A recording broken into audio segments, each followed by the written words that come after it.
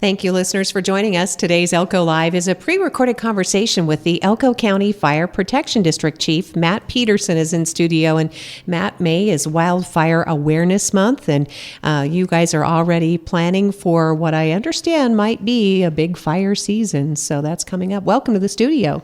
Yeah, it's good to be back. It's been a while since I've been in. So we just did our May Wildfire Awareness Month, which is a statewide campaign, and Living with Fire through UNR helps promote a lot of this, as well as Fire Adapted Nevada. And our theme for this year is be prepared for wildland fire season. Prepare yourselves, prepare your home, and prepare for fires. Because we're hearing from Clinton Mothershed, who was on the radio program with the BLM, that all of the statistics are showing this could be another one of those big years. We have lots of moisture, and that, of course, grows the fuel once it gets hot and dry. That's where we're headed. Yep, and since it's wildfire preparedness, we're really trying to focus on that. Our crews are getting out and doing a lot of work. With the heavy winter that we've had, we're breaking records on water flows all over the county and all over the state, all over the West, in fact. And so, as we know, green grass is wildland fire hidden in disguise. And so as soon as it turns brown, it's going to be fuel for fires. So like I said, it's protect your home, prepare for wildfire. Thanks, Chief. And of course, we're going to talk about ways that you can help to mitigate those disasters around your personal property and to help out your neighbors. But first of all, let's check in on the fire district and see how we're going. I know that you've earned the confidence of our county elected officials, and the department is really going strong. Matt?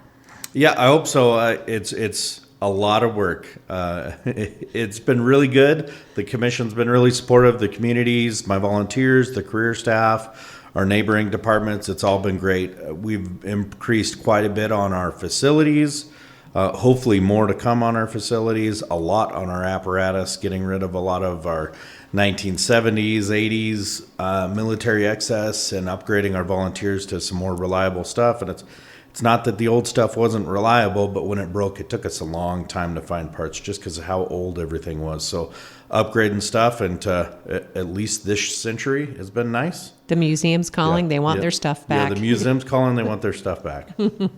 That's great to know. In fact, a lot of support, a lot of community involvement in places like Lamoille, right? Yep, Lamoille, and we're using that facility for more and more. It's was slotted as a fire station, but it's becoming more of a community focal point. They do fundraisers there. They do other events. We used it as a voting center during elections, and that's been really nice. Instead of the old schoolhouse, we've upgraded a lot of facilities there and connectivity and Wi-Fi. So it allows the county to use the facility as well, not just a fire district benefit. Yeah, it's more of a community building, as you said. It's nice and it's more modern. And of course, the schoolhouse will be well preserved. It's an important part of Lamoille history. So it can be a little rest, I guess, for that building. That's pretty cool. Yeah. Yep, and we appreciate it. It's a school district building, but we still use it. The community maintains it. It's used for other events. We also still maintain and keep the old fire station. It's become one of our warehouses. We don't have enough storage. Fire district and countywide is a fact. So we're hiding things in every corner we can find it. And you've got some plans in place, or at least you're on track to make some improvements in Rendon? Yep. So we're looking at Rendon and Osino. Sorry about that. We're looking in Rendon and Osino, as well as Deeth. Hopefully trying to do some improvements on the fire station. The fire station in Rendon currently is on the KOA, the RV park property. And so we share that. They've been great partners. They help us take care of the place, help us do any maintenance that's short, but the county buildings and grounds helps us out quite a bit. And we're looking at hopefully putting some work into that building. It needs a new roof, needs some siding. It just needs some love that we haven't been able to give it for a while. And you have been able to order some. We know that there was a backlog in getting some new vehicles and some equipment, but we're back on track to receive some of these items? Yep. So there's a handful. We're doing kind of a mixed bag of things trying to upgrade equipment. We're doing a handful of brand new, off the factory floor, off the showroom that comes in, and we're not minimizing it, but a new piece of equipment nowadays is between 250 to 500,000 or more. And what we've been targeting is some used vehicles department that has higher use replacement cycles. So we're getting them with low miles. They may be 10 years old, but they only have 30,000 miles on it. And so we've been targeting those, and then some of our older equipment that is in good shape, but it just needs some overhauls and maintenance. We send those to one of our companies in Las Vegas or Utah, and it does certain levels of refurb work. And right now we have 3 trucks in Las Vegas at a company down there, and you could get on their website. Fire Trucks Unlimited does it for us, and they basically have the truck torn down to its frame, and they repaint it. They replace valves, seals, axles, anything along those lines. And there's different levels of those. So some of them go down there for cosmetic and just fix some minor problems, and some go down for it's coming back a like new truck, not a new truck, but a like new truck. And there's really nothing more maintained than a fire engine. I think it's safe to remind people a lot of care and preservation goes into those.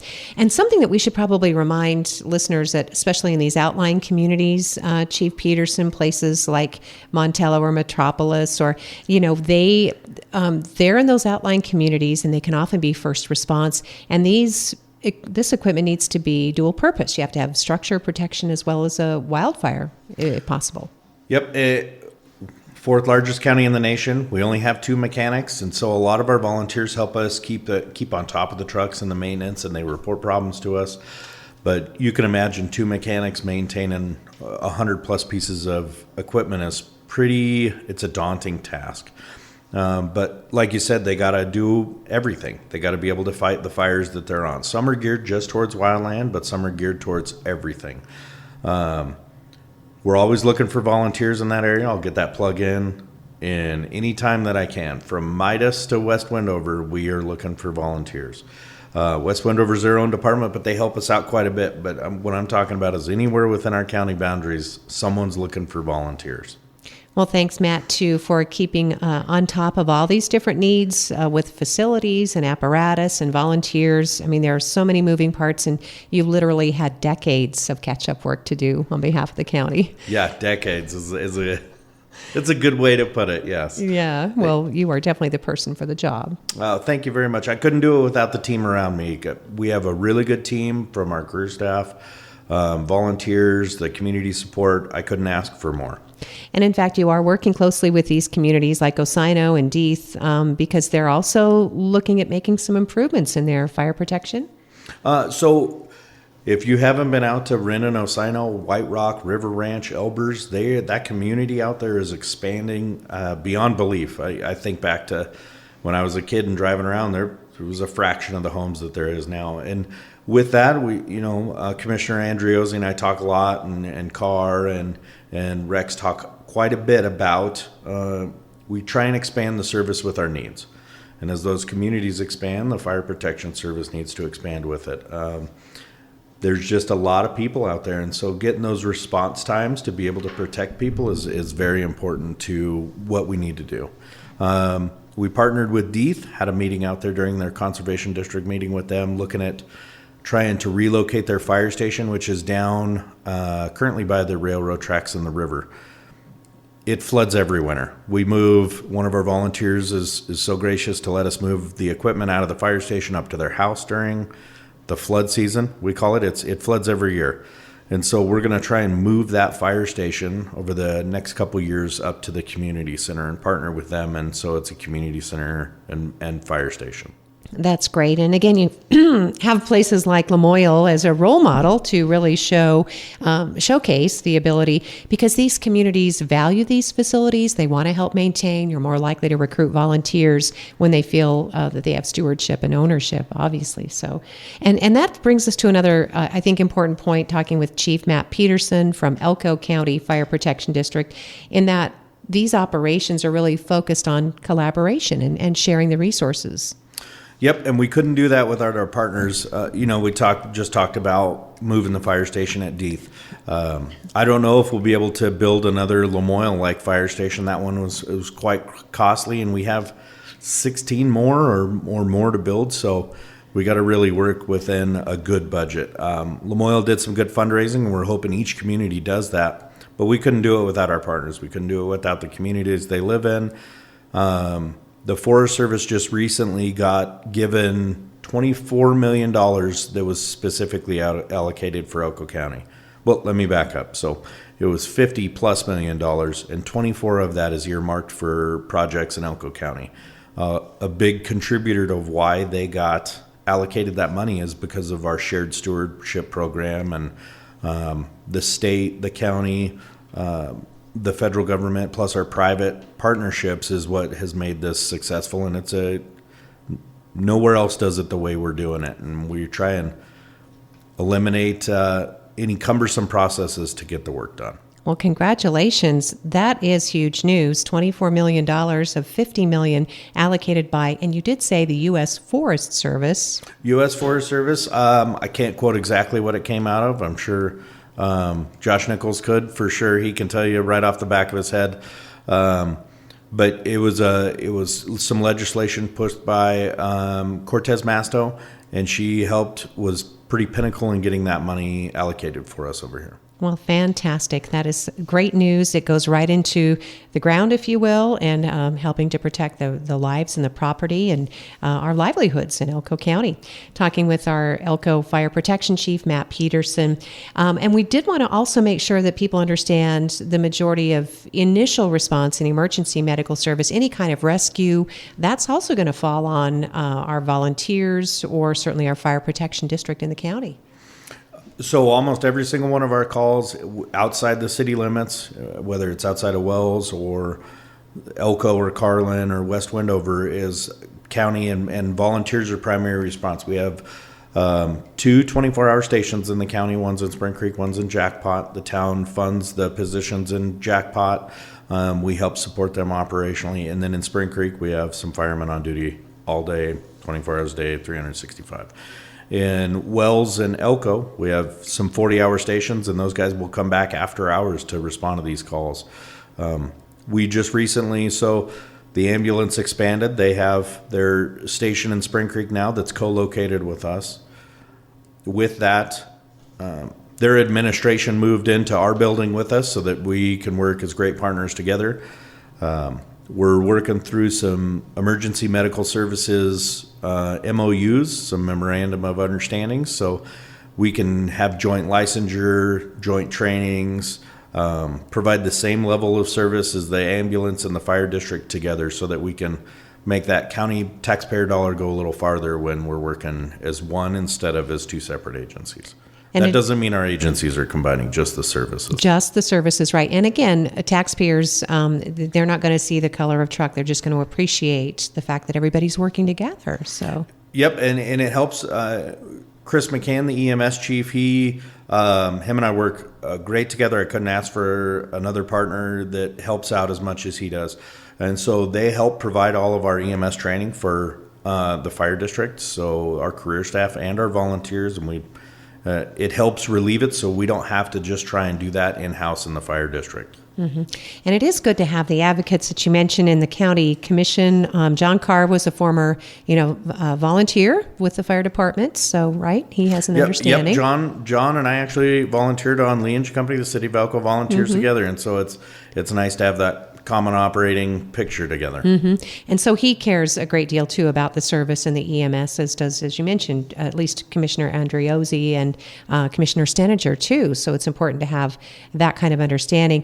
There's, speaking of physical locations, it looks like the county's at least using a little more of the right property right now until that's master planned. Chief Petersen? Yeah, so there's they bought the right property in the Polaris Motors building, and we as the fire district didn't have anywhere to store it inside, so the county allowed us to say, hey, do you guys want to keep some of your equipment in these buildings? And we couldn't have jumped faster at it. It's been pretty amazing. The buildings and grounds, and then the county manager has been phenomenal at us as helping us do that. So now we used to have to winterize our fire engines because they sat outside. Now we can keep them full and ready for response 24 hours a day, 365 days a year. So hopefully near future, we get a fire station. Yeah, I was just going to say, in the meantime, you've got some cool eyeballs painted on your fire station on those bays from the mural project. Yeah, yep. Yeah, so if people are Always wondering. watching. Yeah, always watching, yeah. And that's really good to hear that that's part of the master plan, because we've had the ambulance over there and kind of the high school campus vicinity, and there's just a lot of activity going on, and you really need proper professional facilities. Yeah, and Amanda would probably have a lot more information on the facilities master plan than I would, but I know everybody in the county is very interested in starting to expand those. We haven't, county has not expanded their facilities in a long time, so it's kind of it's becoming a critical need, where it's almost we're behind the curve already. We don't want to be any farther behind it. Right, and that's good to know. Finally, the county has some financial resources, too, to work with. So, and that's a big part of, I know we want to talk about that, too. Maybe we can work into some prevention in wildland as we get closer to the end of the program. But funding is a big part of what you do, too. And you found some grants and some other projects, Matt? Yep. So we applied for a handful of grants. We applied for a grant with BLM where they're looking at a 1 to 5 year grant. We put in for just above $500,000 to do some of our fuels work. And what we're doing with it is not just fuels work with every single grant. So we put in for 3 of them, and I'll just list those real quick. There's a Forest Service one, a BLM one, and then some through NDF and Fire Adapted Nevada. Our goal with every one of these is number one, we want good access to and through our communities, because if we can't access them, we can't help you fight a fire there. So that includes everything from probably a little bit of road maintenance. We're not the road crew, but we need to be able to access current points in the community. We want signage, and we want people to know where they're going, either people coming in to come find a fire or an emergency, or people leaving, so when they know where to evacuate. So that's kind of our number one bullet point, is access to and through, so people know where they're going. The second one would be fire breaks around communities. And so if we have a fire like the oil well fire, where it's running towards Rindon and White Rock in Osino, that we have a chance to catch it in low fuels that we've maintained. So that's kind of those are our number one and number two. And then our third goal that we're going to work towards, and this is the long term, that's probably the order we want to tackle them in, is property hardening. So we'll work with individual homeowners to harden their properties, to make it, if there's a fire that either starts in their community or is approaching their community, removing hazardous vegetation within their own boundaries of their property, making sure that their home is protected. So screens over vents, wood piles away from the home, removing those the junipers that everybody puts in their front yard, moving those things away from the house and replacing them with fire adapted plants. Okay. And then any kind of a cleanup, like junk cars or an old dilapidated swing set, just whatever yard art you might have. We'll make recommendations on that. We haven't figured out an avenue to get rid of it, but we're working on it. Okay. Because we realize there's people in the community that can't get rid of that stuff on their own. We're trying, but it's not all on us. We're trying to help homeowners get educated on what they can do to protect their own property as well. Okay, so those are all important considerations, something that your Elko County Fire Protection District is working on. And as you said, 4th largest physical, geographical location county in the nation. It is, and it's 17,000 plus square miles. There's states that are smaller than us that have a lot more resources, and we have a very high fire occurrence for the West. When we talk to firefighters all over the nation, they know where Elko, Nevada is because of how many fires we get. And so going back to those grants that we put in for with the Forest Service, we're hopefully doing a direct agreement with them to be able to do the Ruby Mountains and Ruby Mountain Ranger District was identified as a critical fire shed, as they're calling it. And so we're doing anything on private and county lands that we can to help protect the Ruby Mountains. Oh, that's great. So any of the community, as you said, Lamoille, we know even during this flooding season that a lot of work has been done to clean up debris to allow for, snow melt to get into the river. Yeah, and it seems like every time we clean something up, we go and we find another tree that's fallen down in the river. The vegetation out there is just so drought stressed from the last couple of years.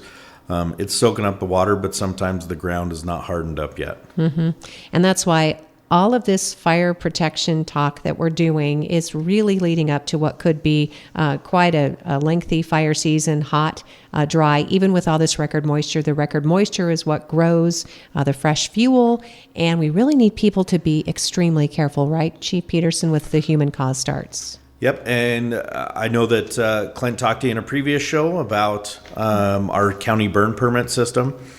That's our number one call this time of year, and in the fall we get, as well as fire-related call, is folks don't call or don't get a burn permit. You can go to our website and get one. There's certain hours you agree to a certain amount of terms in it, and it says you're going to be safe when you burn your debris. We get a lot of folks that don't call that in, so we have to respond as if it's a normal fire. A lot of times when we get there, it's hey, did you do your burn permit? And, oh yeah, here it is. And hey, remember to call in. And it's as simple as that. Right. That way you don't get the fire truck coming to spoil your burn. Yeah. And since 2020, something that we've really noticed is a lot more people are spending time outdoors. And some of it is people who aren't outdoors people and they're just learning. And so just being careful, making sure they're safe. With that, we're getting people who are hiking into areas that they're normally not used to, and we're getting emergency medical calls out there. And so we've ramped up a lot of our technical rescue team and our backcountry stuff. So a lot of our station firemen in Spring Creek are becoming experts on some of that backcountry removal.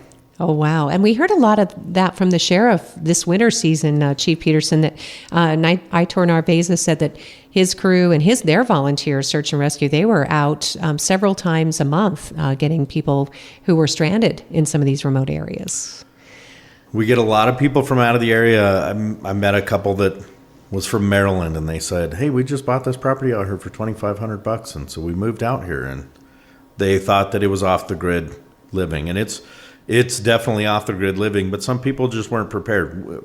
One of myself included, I was not prepared for as heavy of a winter as we had, but I also live in town. Yeah, I couldn't imagine if I lived out in the sticks. And so they had a massive increase in search and rescues out there, and they did a good job, and their volunteers worked really hard to respond to everybody that they could. Yeah, just to keep people safe. So obviously we have to do our part as citizens and in the community too.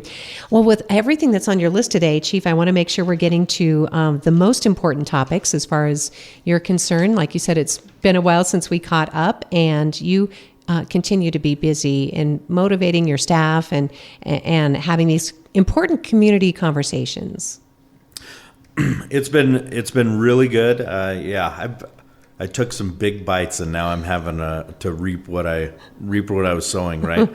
But we have a bunch of community events. My volunteers are amazing. My career staff is amazing. Everybody's really on board. It's been a great culture change. It's been good working with our partners.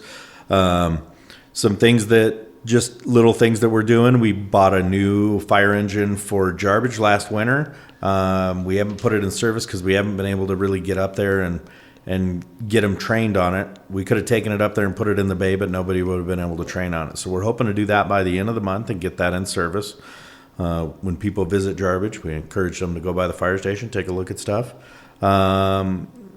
There's an event at the convention center over Mother's Day weekend, and we'll have a fire prevention booth there at the end of this month. At the end of June. Sorry, I was a month off. June. Father's Day is June. Yep. June. At the end of June. Yep. The Nevada State Firemen's Association Conference will be here in Elko, and the City of Elko and the City of Elko volunteers are hosting that. We're trying to really push that out there for the community and a bunch of our firefighters to come out here for that annual training conference. So that'll be very cool. That'll be over at the convention center, but there's going to be events all over the county. And trainings all over the county. So that'll be really fun. A lot of really nice people involved in that organization, a lot of volunteers from what I remember, Chief. And so, as you said, the community can come out. You can find out more about what it's like to be a volunteer in the fire service and help support your firefighters, right? Yep, and like I said, I'm going to plug it every time I can. We're always looking for volunteers. We provide the training, we provide the PPE. You just got to provide the time. And again, on the topic of this collaboration, working with the state agency, Nevada Division of Forestry, something about moving their helicopter. We're going to get a helicopter here. So we're working on it. Maybe not full time yet, but I've been working with NDF up here, Marcus Lesbo, and the fire management officer for NDF up here. We've been working really close together. We just renewed our wildland fire protection program. You may hear it referred to as the WFPP. Elko County pays $811,000-ish into that annually. What it does is it doesn't reduce our wildland fire risk, but our bill risk. The state covers that for us through that program, and then they also help anytime we need some trainings or we need some surge staff to help provide trainings. NDF is willing to step up there, as well as suppression resources. And included in that is Nevada Division of Forestry owns some helicopters, and their original plan was to put them out here, and we just haven't seen that yet. So Marcus and I have really been pushing hard on the state to get those moved out here, at least one of them. And so it's available for firefighting, obviously, resource management, so reseeding or moving supplies here and there. And then they recently expanded their program into some rural and backcountry rescue skills. And so we're hoping over time, this summer it'll be up here intermittently when we start, especially getting into the peak of fire season, it'll be here. And then in future years, we're hoping to get it here full time and have that crew and helicopter available all year round. Oh, that's terrific. And that'll make paying that $811,000 a year a little more palatable, because we know it comes with some additional services, and that people here locally are helping to lift that, lift up that service too. Yeah. And the state's been, they're cleaning stuff up like we've talked about, that everywhere in the county and the city, they're all having to clean past things up. When I leave, someone will probably have to clean something that I did up. But the state's the same way, and they're really trying to work with us and make that WFPP formula change. So when we invest and we reduce high-risk acres, it reflects on the work that we did on that WFPP cost. And also providing some resources up here that help keep fires small. That's the goal for all of us statewide, and our neighbors, even Utah and Idaho, keep the fires small so they don't come into our states. Yeah, and you have a great working relationship, I noticed, with a lot of the state professionals too. I think Casey is our state forester. Yep, Casey, state forester. She's been really great. She's really working hard at that state level to change and get that resource management as a focal point, as well as the fire response. And it's hard to sell our story all the way across, but she's doing a good job. The fire management officer for the state's working really hard at trying to help us reflect where our resources needed to be as well. Mm-hmm.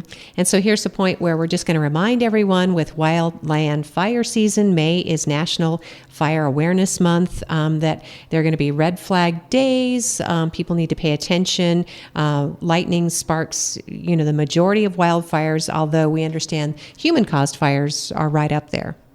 Yeah, we get, so we're unique in Elko County, right? Spring and fall, we get a lot of human-caused fires. And some of our most catastrophic fires in Elko County have been human-caused. But we get just as many lightning once the storms start rolling through. But the ones we can prevent are the human fires. So it's just encouraging people to pay attention. Clint Mothershed, Matt Murphy, and Marcus Lesbo, and the Forest Service and myself are all working towards some different ways to educate the public. We're looking at some more, you talked about red flags. Some people know what that is, some people don't. So we're trying to actually get flag poles out in rural communities where they would get raised up with a red flag when there's a red flag event. And so that'll help that first part of the communication of seeing something visually and then starting to communicate what that actually means, so that people know, hey, it's a red flag day, let's be careful. And we see, as you mentioned earlier in this broadcast, this program, Matt, that we have a lot more development now. We have some new construction in areas where we didn't have that kind of encroachment before, so we can see a lot more traffic, Mountain City Highway, on Bullion Road, places like that, and just throughout the whole county. Yeah, the city, the counties, we're all the same. There's homes and apartment complexes and rural communities and places that I never thought there would be them. There's a new development going on up Fifth Street, and we're working with them early in the stages to say, how do we make your community fire-wise and fire-adapted before people even move in? We're working with some other developments across from the hospital the same way. They're just getting ready to start their community planning when they want to do it. And we want to be on the ground floor of that, of how can we make this community safe before we even start building a home. You're also part of local emergency planning, and that includes evacuation, right, Chief Petersen? Because a lot of times people don't know until the disaster strikes, what's the best way to get out of here, for example. You're working on evacuation plans. Yeah, and so working with Lee as the emergency manager and trying to get those emergency plans and the county emergency operations plans in place. Something that we don't have very well in Elko County that we've dropped the ball on is there's not a lot of secondary routes in and out of communities. We've all heard about Spring Creek, and we're trying to, there's the one way in and out of there. So we're trying to figure out ways to get some funding creatively, either through the federal or state government or grants, to say, how do we build a secondary route in and out of here? And we're not just Spring Creek, we're trying that with every single community we have. If one way is cut off, we don't want people trapped in there. And so we're trying to work on those, how to get in and out, and we want those labeled. That goes back to those 3 points that I made earlier. That signage and people knowing the evacuation routes is going to be critical.